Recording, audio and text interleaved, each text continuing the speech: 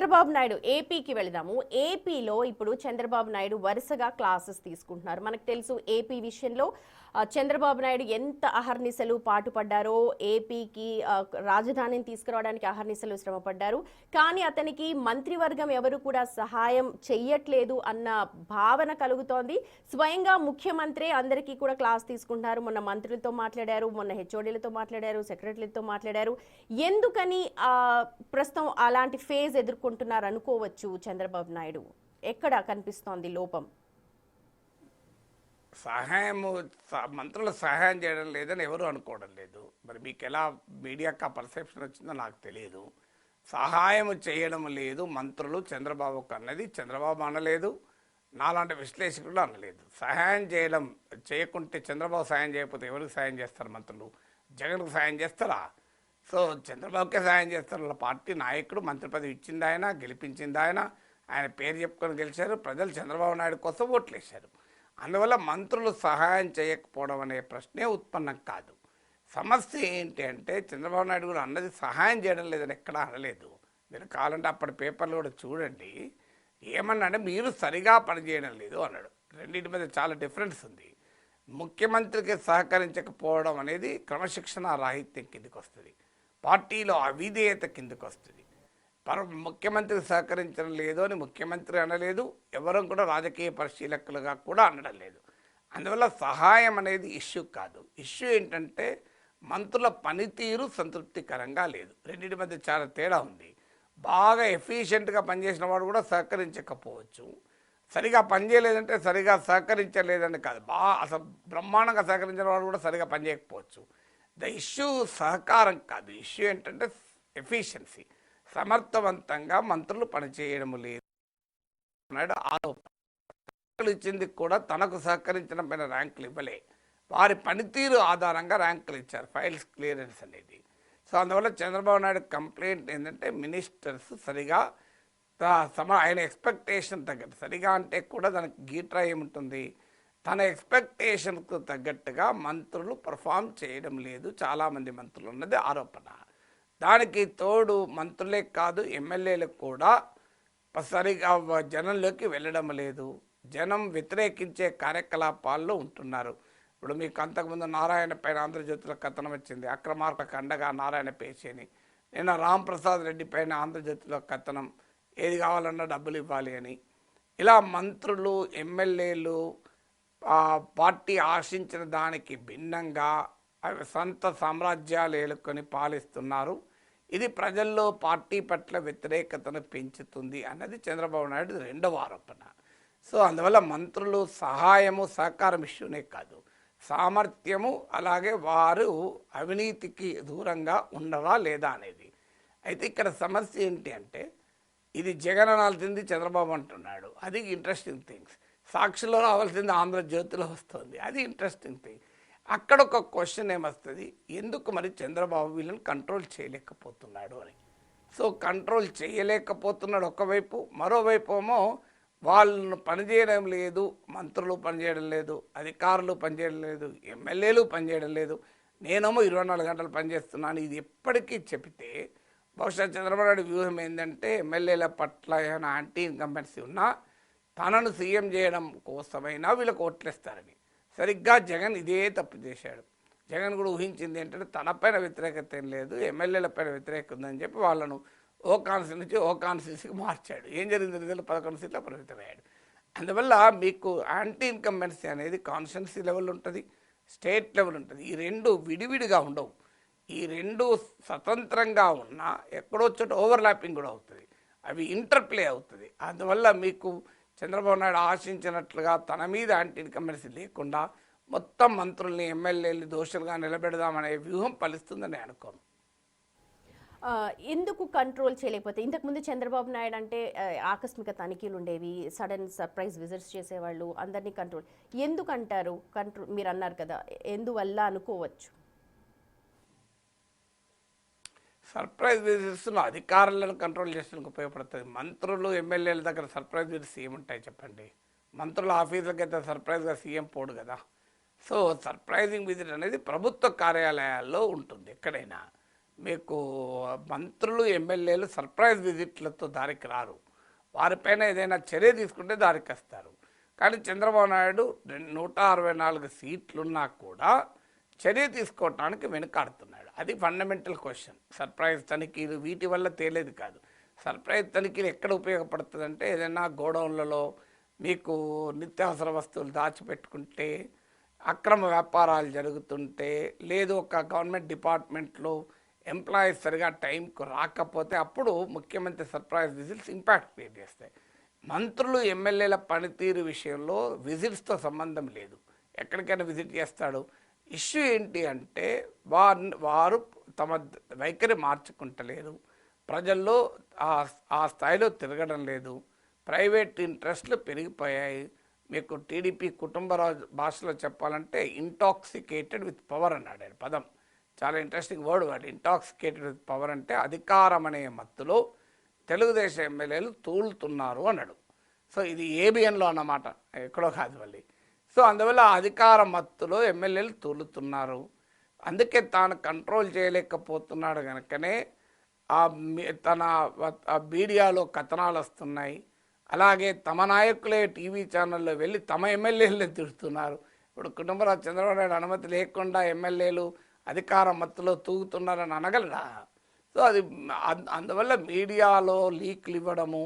ఇప్పుడు చంద్రబాబు నాయుడు మంత్రులకు తలంటాడు, ఎమ్మెల్యేలు తలంటాడు. అది మీడియాలో ఎందుకు వచ్చింది, ఎట్లా వచ్చింది, ఎవరెవరు చెప్తూనే వచ్చింది కదా. మంత్రులు తమను చంద్రబాబు తిట్టాడని చెప్పుకోరు కదా. చంద్రబాబు నుంచే అది లీక్ అయి ఉండాలి. మీడియా వ్యూహాత్మకంగా లీక్ చేస్తున్నది పార్టీ. అంటే ఎందుకు లీక్ చేస్తుంది అంటే వీళ్ళంతా పనిచేస్తలేరు, చంద్రబాబు నాయుడు అద్భుతంగా పనిచేస్తున్నాడు, లోకేష్ అద్భుతంగా పనిచేస్తున్నాడు, కొంతమేరకు పవన్ కళ్యాణ్ కూడా అని ఒక పబ్లిక్ పర్సెప్షన్ క్రియేట్ చేయడానికి పార్టీ పనిచేస్తుంది. లేకపోతే ఇంత లీక్ అయితే ఎవరిపైన యాక్షన్ తీసుకున్నారా? ఈ ఇన్ఫర్మేషన్ ఎట్లా లీక్ అయింది అని ఎవరన్నా మీకు మంత్రులకు నేను చెప్తే బయటకు ఎట్లా వచ్చింది అని చంద్రబాబు నాయుడు ఎవరన్నా మంత్రులు అడిగాడా? మీరు చూడండి. నిజంగానే అది మంత్రులు లీక్ చేసి ఉంటే చంద్రబాబు నాయుడు ఊరుకుంటాడా? పార్టీ ఊరుకుంటుందా? సో అందువల్ల ఈ పార్టీ వారిపైన క్రమశిక్షణ చర్య తీసుకొని దారిలో పెట్టాల్సింది పోయి వారిని మీడియాలో బదనాం చేసి వారిని బహిరంగంగానే ప్రజల ముందు దోషులుగా నిలబెడితే వాళ్ళు దారికి వస్తారా? ఎటుపట్లే దారికి రారు కదా. అది ఫండమెంటల్గా అక్కడ ప్రాబ్లం వస్తుంది. అంటే తాను దారిన పెట్టలేక జనం ముందు దోషిగా నిలబెట్టి పార్టీ ఎమ్మెల్యేలను వాళ్ళని మారుద్దామని చంద్రబాబు నాయుడు చూస్తున్నాడు. అది ఘోరంగా ఫెయిల్ అవుతుంది. ఎందుకంటే సొంత నాయకుడే వాళ్ళను మీరు దొంగలు అని అంటుంటే, అవినీతి పరులను అంటుంటే మిగతా వాళ్ళు ఎందుకన్నారు? ప్రతిపక్షాలకు ఆయుధం కాదా? సో మీకు సొంత అనుకూల మీడియాలోనే కథనాలు వ్యతిరేకంగా పార్టీ ఎమ్మెల్యేల పైన వస్తుంటే జనమంతా పిచ్చోళ్ళ నమ్మరా జనం.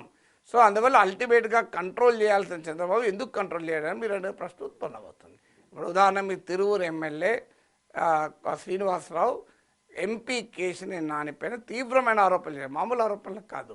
వైసీపీ రేషన్ మాఫియా డబ్బులు ఇస్తే మేము వైసీపీ కౌన్సిలర్లను కొని టీడీపీలోకి తెచ్చుకున్నాం, ఇది ఆరోపణ. మా ఎంపీకి వైసీపీ మద్య మాఫియాతో సంబంధాలు, ఇసుక మాఫియాతో సంబంధాలు ఆరోపించారు. అప్పుడు చంద్రబాబు నాయుడు ఎక్కడో దుబాయ్లో ఎక్కడున్నా, నేను వచ్చాక చూస్తా, శ్రీనివాసరావు నువ్వు కూడా మాట్లాడాల్సిన అవసరం లేదు, నేనే పిలిపించి మాట్లాడతా అన్నాడు. ఓ క్రమశిక్షణ సంఘం ముందుకు వచ్చిండ్రు, వాళ్ళు చెప్పారు ఏమైంది ఇన్ని రోజులు ఎవరిపై చర్య తీసుకున్నారు? ఓ ఎమ్మెల్యేపై చర్య తీసుకోలే, ఎంపీపై చర్య తీసుకోలే. పోనీ వాళ్ళు ఎవరైనా ఇప్పుడు ఎమ్మెల్యే శ్రీనివాసరావు తాను ఆరోపణలు ఉపసంహరించుకున్నాడా? ఆయన ఎక్కడ ఉపసంహరించుకోలేదు కదా. ఆయన ఎక్కడ చెప్పాడు? మళ్ళీ ఏబీఎల్లోనే చెప్పాడు, వేరే కనుక సాక్షులు చెప్పలే. పోనీ టీడీపీ ఎమ్మెల్యే వెళ్ళి సాక్షులు చెప్తే మనం అర్థం చేసుకోవచ్చు. టీడీపీ ఎమ్మెల్యే వచ్చి ఏబీఎల్లోనే చెప్పాడు తన ఎంపీ పైన. టీడీపీ ఎమ్మెల్యే టీడీపీ ఎంపీ పైన తీవ్రమైన ఆరోపణలు గంట సేపు ఉపన్యాసంలాగా సాగిన ఏబిఎన్ ఇంటర్వ్యూలో చెప్పాడు. అంటే ఏది ఇది ఆల్ ఇండికేషన్ ఏంటి అనేది క్వశ్చన్ వస్తుంది కదా. అందువల్ల అందులో 164 మంది కూటమికి మద్దతు ఉండగా 135 మంది టీడీపీకి ఎమ్మెల్యేలు ఉండగా ఓవరాల్గా నీకు రాష్ట్రంలో ఇప్పటికీ కూడా చంద్రబాబు నాయుడు పట్ల సానుకూలతనే ఉండగా ఎన్నికల సమయానికి ఇప్పటికీ జగన్ పరిస్థితి పెద్దగా ఏమీ ఇంప్రూవ్ కాకపోయినా మరి చంద్రబాబు నాయుడు ఎందుకు వెనుకాడుతున్నాడో క్వశ్చన్ వస్తుంది. అక్కడే టీడీపీ వాళ్ళలో ఒక ఆందోళన ఏంటంటే టీడీపీ లాయలిస్టులో చంద్రబాబు నాయుడే వీళ్ళని కంట్రోల్ చేయలేకపోతున్నాడే, లోకేష్ ఏం కంట్రోల్ చేస్తాడు రేపు అనే క్వశ్చన్ వస్తుంది. ఇక్కడ చంద్రబాబు నాయుడు ఇంత అనుభవజ్ఞులు ఉన్న ఇంత టవరింగ్ లీడర్ ఉన్నప్పుడే కంట్రోల్ చేయలేకపోతున్నారు. మళ్ళీ వీళ్ళందరూ పెద్ద హేమీలు కాదు. మన ఎమ్మెల్యేలో మీకు కేశవ్, అచ్చెన్నాయుడు ఇలాంటి కొద్దిమంది ఒకరిద్దరు మినహాయిస్తే మిగతా వాళ్ళంతా అప్పటిదాకా పెద్దగా పార్టీలో ప్రజల్లో పాపులర్ ఉన్న, రాష్ట్రం అంతా పాపులర్ నాయకులు కూడా కారు. Comparatively control చేయలేనంత. పోనీ చంద్రబాబు నాయుడు ఏం చేయగలుగుతాడు? వీళ్ళు ఏకమేకే కూర్చున్నారంటే అది కాదు. సీనియర్లందరినీ పక్క పెట్టారు. యనమల రామకృష్ణుడు, సోమిరెడ్డి చంద్రమోహన్ రెడ్డి, గోరంట బుచ్చయ్య చౌదరి, సీనియర్లంతా హేమీలందరినీ పక్క పెట్టాడు కదా. దేవినేని ఉమా అందరినీ పక్కగా పెట్టారు కదా. అంత కొత్త వాళ్ళని తీసుకున్నాడు. అయినా కూడా వాళ్ళు ఇంటలేరు. ఇక మరి ఏంటి పరిస్థితి, రేపు భవిష్యత్తు ఏంటి అనే ప్రశ్న ఉత్పన్నమవుతుంది కదా. రైట్, మీరు అనేది నిజం. ఎందుకంటే ఎక్స్పీరియన్స్ వాళ్ళందరినీ కూడా పక్కన పెట్టి ఫస్ట్ టైం మంత్రులైన వారు చాలా మంది ఉన్నారు. కానీ అంతే స్థాయిలో ఆరోపణలు కూడా ఉన్నాయి, నెగిటివ్ స్కామ్స్ సంబంధించి కావచ్చు. ఫస్ట్ టైం అంటే సాధారణంగానే భయం ఉంటుంది, నెక్స్ట్ టైం మళ్ళీ అధికారంలోకి రావాలని ఉంటుంది. అండ్ క్యాబినెట్ కూడా చాలా లేట్గా వస్తున్నారు అని చెప్పి కూడా మనకు తెలుస్తోంది.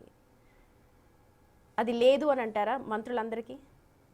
రావడం అనేది that's not a big issue. మీరు క్యాబినెట్ లేట్గా రావడము, ముందు రావడం అవన్నీ ఇష్యూస్ కావు. They are not political issues. మనము క్యాబినెట్ లేట్గా ఎందుకు వస్తున్నా అంటే అనవచ్చు, కానీ అది పొలిటికల్ ఇష్యూస్ కాదు. అల్టిమేట్గా వాళ్ళ పని విధానము, వారి వ్యవహార సరళి, వారు ఏ రకంగా అవినీతికి దూరంగా ఉన్నారా లేదా, అది క్రైటీరియా తప్ప మీరు మీటింగ్ రాలేదు, మీటింగ్ గంట ముందు వస్తాడు, తర్వాత కోట్ల రూపాయలు తింటాడు, ఓకేనా? సో అది ఇష్యూ కాదు. Political issue is essentially their public conduct. నాయకుల పబ్లిక్ కాండక్ట్ అభ్యంతరకరంగా ఉంది. వాళ్ళు ఓపెన్గా నేను మీకు కూటమి నేతలే చెప్తున్నారు, టీవీ ఛానల్లో వచ్చి ఏబిఎన్లోనే చూశాను. కూటమి నేతలు ఏం చెప్తున్నారు? ఓపెన్గా చెప్తున్నారు, మేము డబ్బులు ఉంటేనే మాకు టికెట్లు ఇచ్చారు, డబ్బులు ఖర్చు పెట్టుకుంటామంటేనే టికెట్లు ఇచ్చారు, మళ్ళీ నెక్స్ట్ ఎలక్షన్లో డబ్బులు ఖర్చు పెట్టుకోవాలి, సంపాదించకపోతే ఎట్లా? మీరు ఊర్లలోకి వెళ్ళండి, మా పార్టీ నాయకులకు ఎవరికి ఎంత ముడుతోంది, ఎక్కడ ముడుతోంది అని చెప్తారు. ఇది ఓపెన్గా జనసేన నాయకుడు శివశంకర్ చెప్పింది, నేను చెప్పేది కాదు. మీకు నాగభూషణం బీజేపీ నాయకులు చెప్పింది, బహిరంగానే చెప్తున్నారు వీళ్ళు. కూటమి నేతలు పోనీ వైసీపీ నేతలు చెప్తే మనం నమ్మలేము, సాక్షులు వస్తే మనం నమ్మలేము. కూటమి నేతలే చెప్తున్నారు, ఆంధ్రజ్యోతిలో వస్తున్నాయి ఇవన్నీ, వేరే చోటేం కాదు. సో అంటే ఇవి నిజమని ఖచ్చితంగా తెలుస్తున్నాయి కదా. అయినా కూడా మరి చంద్రబాబు నాయుడు ఎందుకు ఏమీ చేయలేని దుస్థితిలో ఉన్నాడు? ఇంత తిరుగులేని మెజారిటీ ఉండగా మరి రేపు లోకేష్కి ఎట్లుంటారు వీళ్ళు అనేది తెలుగుదేశంని అభిమానించే వారి శ్రేణుల్లో ఇప్పుడు పెరుగుతున్న ఆందోళన. రైట్, అంటే ప్రక్షాళన అనలేము, లేకపోతే చంద్రబాబు నాయుడు లాంటి వారే చేయలేనప్పుడు లోకేష్ ఏంటి అనేది డౌట్ ఖచ్చితంగా వస్తుంది. కానీ ఈ చలనం అన్నది మంత్రుల్లో రావాలి అని అంటే చంద్రబాబు నాయుడే సాధ్యం కానప్పుడు ఎలాంటి చర్యలు చేపడతారనుకోవచ్చు? జస్ట్ అంటే అజంప్షనే, మనం ఎవరో మీరు నేను చెప్తే ఏదో చేసేస్తారు అని కాదు. కాకపోతే వాళ్ళు పని చెయ్యాలి అని అంటే, ఎందుకంటే ప్రజలకి ఖచ్చితంగా పని కావాలి, నెక్స్ట్ టైం రావాలి అని అంటే ఖచ్చితంగా పని జరగాలి, అక్కడ చూపించాలి. సో ఆ ఎన్లైటన్మెంట్ అనాలా, ఆ స్పార్క్ మంత్రుల్లో రావాలి అంటే ఫస్ట్ టైం కాబట్టి రావాలి అని చెప్తాను. కానీ చంద్రబాబు నాయుడు ఏం చేస్తాడు నేను ఎట్లా ఊహించగలనండి? నేను ఎలా అనుకుంటాను చెప్పండి? ఆయన ఏం చేస్తాడు? ఆయన ఏం చేస్తాడో దాన్ని చూసి విశ్లేషించగలను. కానీ చంద్రబాబు నాయుడు భవిష్యత్తులో ఏమి చేయవచ్చని నేను ఊహించలేను. నాకు చంద్రబాబు నాయుడుతో అంత వ్యక్తిగత సాన్నిహిత్యం కూడా లేదు నాకు చెప్పడానికి, నాగేశ్వర గారు నేను ఈ పని చేయబోతున్నా అని. సో అందువల్ల నేను ఎలా చెప్పగలుగుతాను భవిష్యత్తు? పనితనంలో స్పార్క్ రావాలంటే ఆ ఫైల్స్ కదలట్లేదు, పని జనాలకు అందుబాటులో ఉండట్లేదు. చంద్రబాబు నాయుడు స్వయంగా ముఖ్యమంత్రి అక్షింతలు వేసినా కూడా వాళ్ళలో కదలిక రావట్లేదు. అందుకని అదే కదలిక రావాలి అని మాత్రమే కోరుకుంటాం. కదలిక రావాలంటే నలుగురు మంత్రులు తీసి పడేసి కొత్త వాళ్ళని పెట్టుకుంటే కదలిక వస్తుంది. నలుగురు ఎమ్మెల్యేల పార్టీలకు వెళ్ళి తీసి బయట పడేస్తే కదలిక వస్తుంది, ఎందుకు రాదు? సో అది చంద్రబాబు నాయుడు చేయాలి. ఆయన చేస్తాడో లేదో నేను ఊహించలేను కదా.